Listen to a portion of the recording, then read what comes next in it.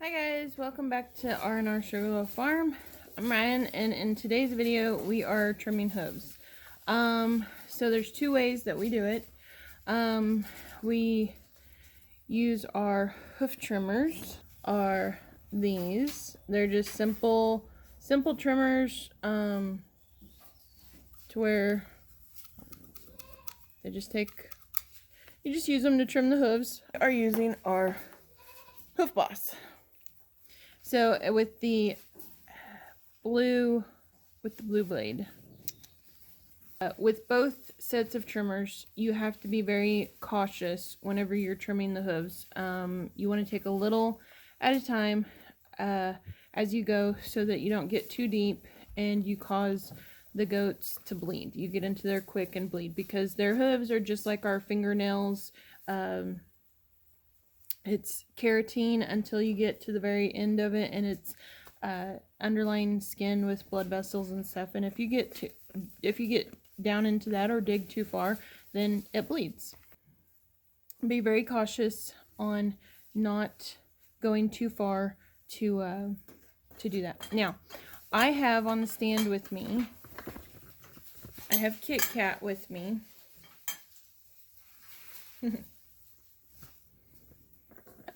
She is a 2-year-old first freshener, and we did not breed her this fall because she has developed CH.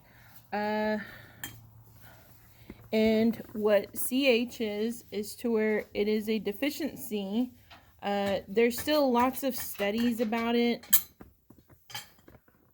Studies on if it's a genetic trait, because you see it more in the Nigerian world than you do the standard dairy goats. So if it's a genetic trait or if it's a minerals.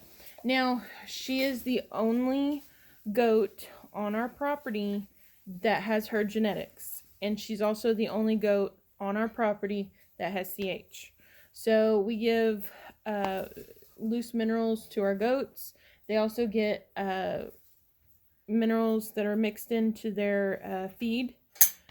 So they have minerals. They're not mineral deficient in any means, but she does have this. And so whenever I take care of her, unfortunately she won't be shown ever because of it. But if she'll ever give us a doe, we're gonna raise it out and see if that happens. But we plan on breeding her in the spring for fall kids next year.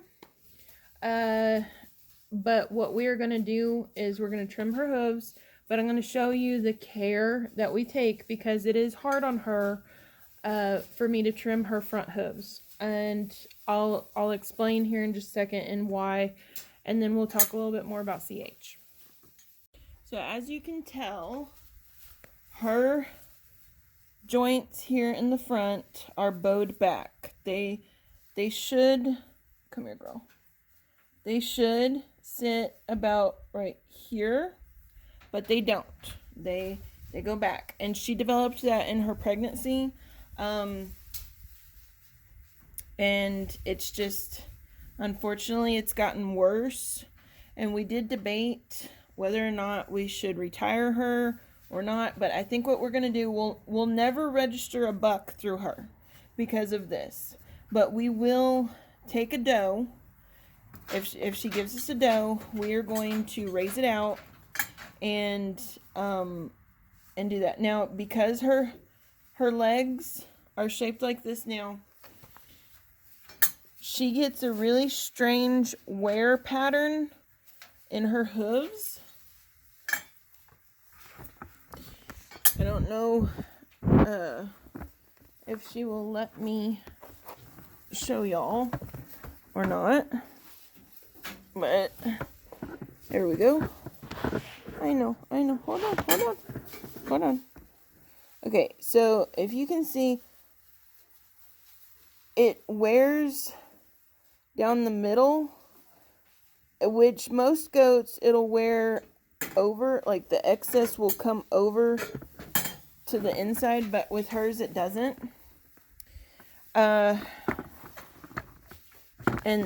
that has to do with the CH. Now, I'm going to show you both ways, because I have to use both ways to trim her hooves.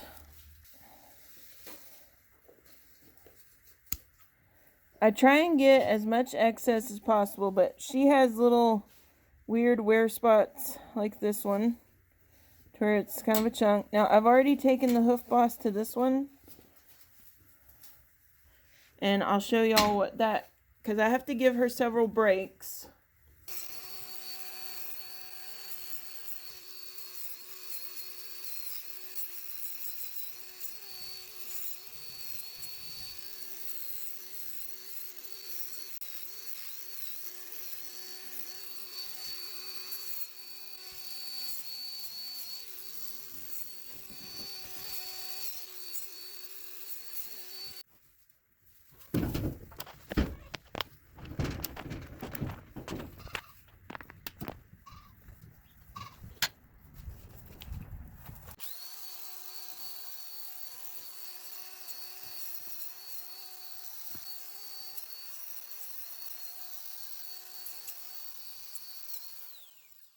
So with CH, it's carpal hyperflex.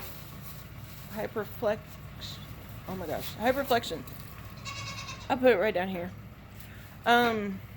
So it can be very painful for the goats.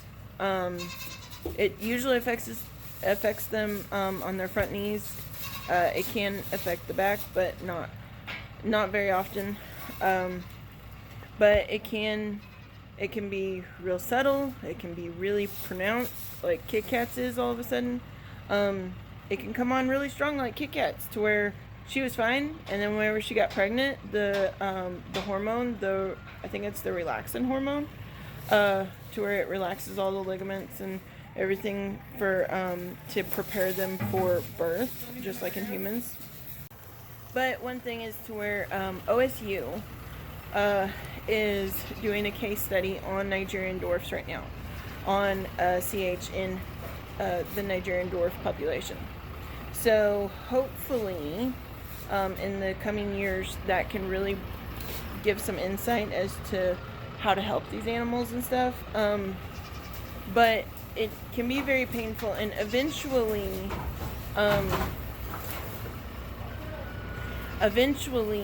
sorry, the guys are working in the background here with the tractor. Eventually, it will cause Kit Kat to have some major life choices for her, which none of us like to talk about it or anything, but whenever it gets to the point to where it's really bad, it's something that has to be considered as far as how much pain the animal is suffering in. So there's other breeders that are trying to be proactive and try to really work with people like OSU and stuff on the breed. And like Danelle from Weed'em and Reap. So she is actually working, I don't know if it's OSU or somebody else, but she is working with them because she had a group of Nigerians to come through, and they were all the same genetic family, to where they all developed CH. And so she went ahead and spayed and castrated all the animals out of that line, and she completely discontinued the line, and she still has, I think she still has one of the goats. So she has put out some really good informational videos. I'll try and find the link to one of them and put it in the description box. But yeah, so for now, we just give Kit Kat all the TLC she wants, and let her live out a really happy, productive life. But yeah, so that's how we trim the hooves, and with Kit Kat, that is her CH story.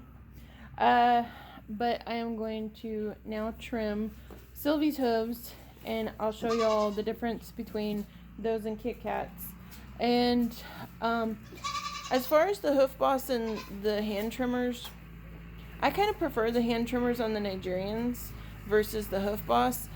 I feel like the Hoof Boss is really good for the standards that we have, and for the bucks, but for the Nigerians, for the does, their hooves are so small and dainty that I feel more comfortable with the hand clipper or hand shears or trimmers, hand trimmers, versus the Hoof Boss, just on a safety precaution level. But let me know what y'all think on if y'all use the Hoof Boss or the hoof trimmers, the hand ones, and tell me which ones that y'all like best. But yeah, so that's gonna do it for this video.